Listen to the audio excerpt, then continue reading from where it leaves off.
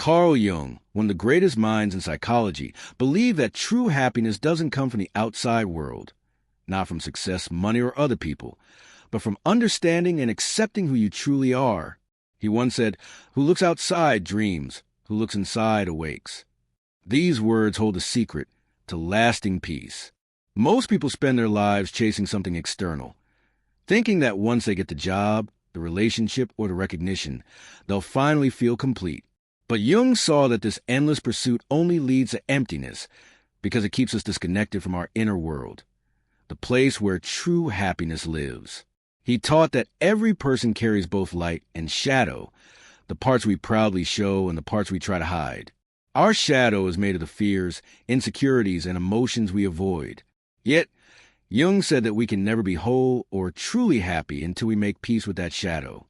Ignoring it keeps us divided within ourselves. Accepting it makes us free.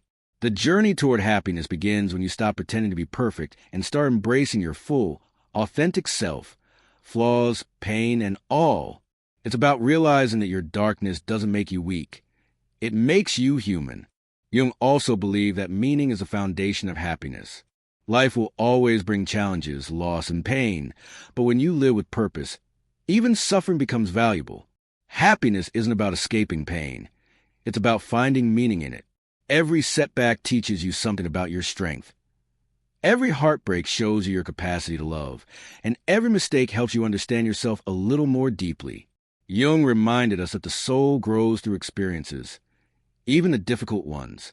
He often said that modern people feel lost because they've forgotten how to listen to their inner voice.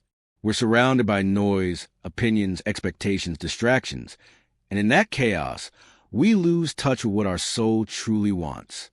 To be happy, Jung said, you must learn to turn inward, sit in silence, reflect on your emotions, understand your desires, and face your fears with honesty.